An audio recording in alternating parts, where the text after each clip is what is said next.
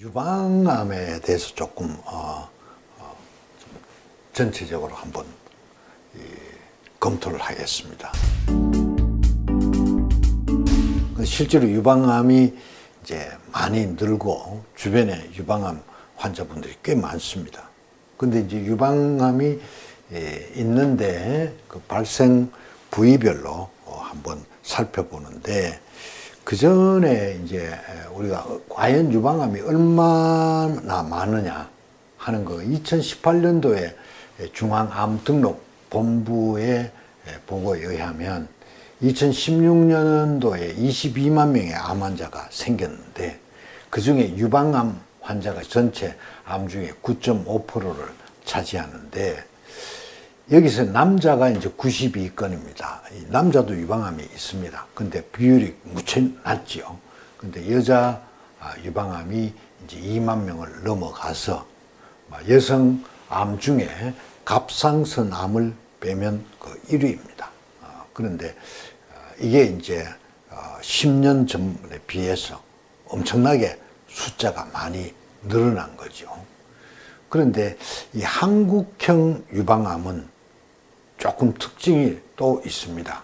이 40대의 유방암이 33.3%입니다. 그런데 50대는 30.2%. 오히려 40대가 제일 많습니다. 그리고 60대는 16.1%입니다. 그런데 100% 서구형 통계는 오히려 여기서 제일 많습니다. 그래서 한국형 유방암은 젊은 사람한테 더 많이 생기더라. 그래서 어떻게 보면 서구하고 조금 다른 면이 있지 않을까 하는 그런 연구들을 많이 하고 있습니다. 그 다음에 이제 그러면서 보면 결국 우리나라가 동남아에서 발병률이 제일 높은 걸로 되어 있습니다. 인구 10만 명당 52명입니다. 일본도 상당히 높지만 우리가 일본보다 유방암이 더 많이 발생했습니다. 그런데 이렇게 보시면 몽골, 중국, 동아시아 평균은 상대적으로 꽤 낮습니다. 반 이하입니다. 이 얘기는 뭐고 하면 우리의 문명, 소위 이야기하는 문명 생활 그 자체가 암 발병에, 특히 유방암 발병에 굉장히 큰 영향을 주고 있다라고 이제 이해를 하시면 되겠습니다. 그래서 유방암이 10년 이내에 급증을 했고 젊은 사람한테 많이 생기는 특징을 가지고 있다. 근데 이제 대개 이제 암 환우분들이 이렇게 오시면 이제 유방암에 대해 하면 조금 그 발생 부위나 이런 거에 대해서 조금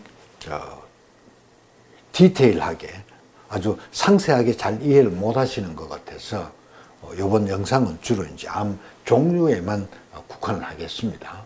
그래서 유방에 생기는 암은 크게 가르면 이 두 가지입니다. 유관암과 소엽암입니다. 그런데 여기서 보면 이제 침륜성이라고 붙어 있고 비침륜성 유관암 이렇게 되어 있습니다. 이거는 유관에서 생기는 거고, 그런데 통계적으로 침륜성 유관암이 75에서 80%죠.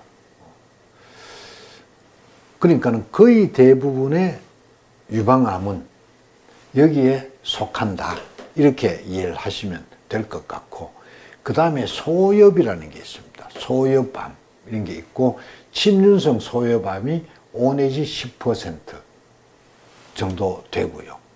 그 다음에 이 침륜성 소엽에 생기는 암은 작지만 상당히 다발성으로 생길 가능성이 높습니다. 암 병소가 하나만 있는 게 아니라 상당히 여러 곳에 있는 거. 또 하나는 양측에 있는 경우가 꽤 됩니다. 그렇고 그 다음에 이 파젯병이라는 유방암이 있습니다. 근데 실제로 이건 엄밀한 의미에서 유방암은 아닙니다. 그래 유두 및 그 유륜, 피부에 발생하는 암으로 이건 희귀암에 들어가고 통계적으로 한 1 내지 2% 된다.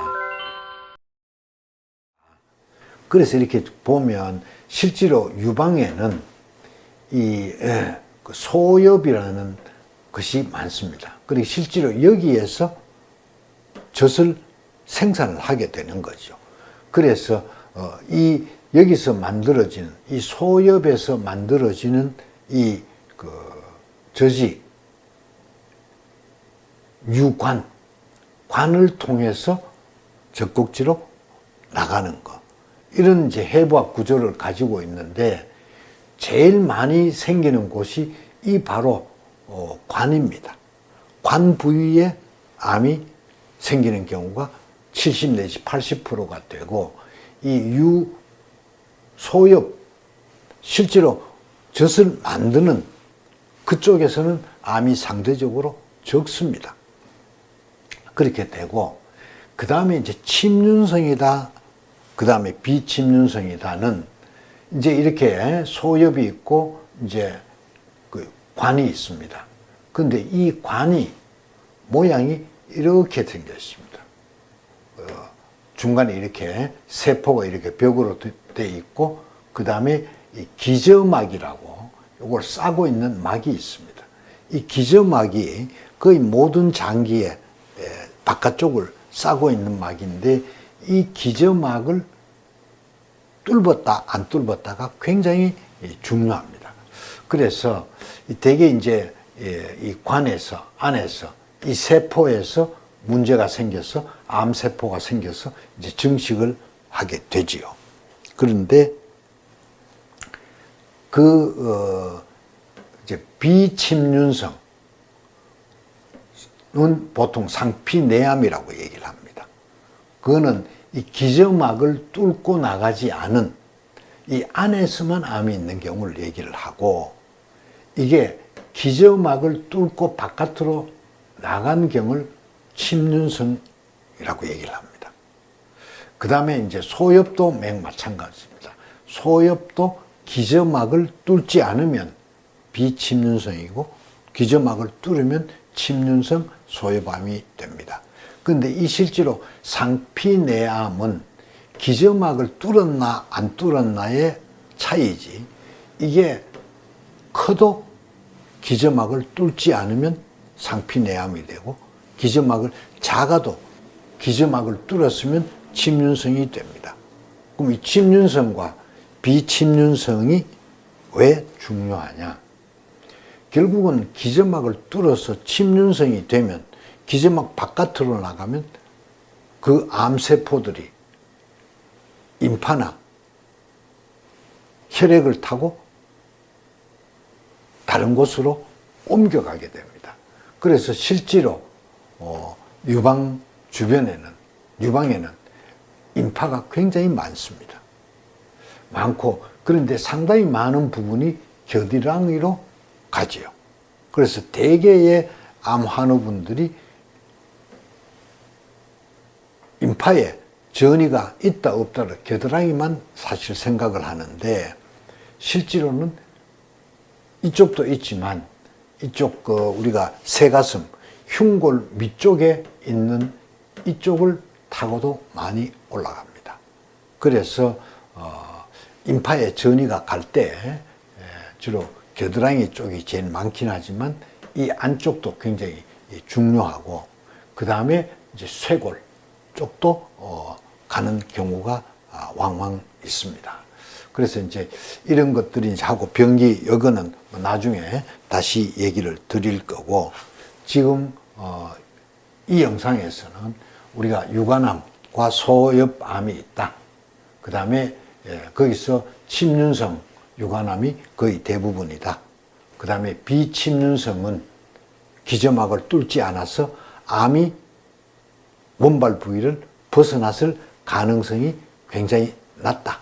그러니까 결국 그 얘기는 재발이 낮다는 얘기가 되겠죠. 그리고 소엽암은 굉장히 좀 비율은 적지만 이거는 생기면 양쪽에 생기는 경우도 있고 하나보다는 다발성으로 있는 경우가 있다. 그 다음에 희귀암, 이거 말고도 뭐 그 다음 인파 자체에서 생기는 인파암도 있고 이렇지만 그런 것들은 설명해서 복잡하지 않게 빼겠습니다. 그래서 이 영상에서는 종류에 대해서만 말씀을 드리겠습니다.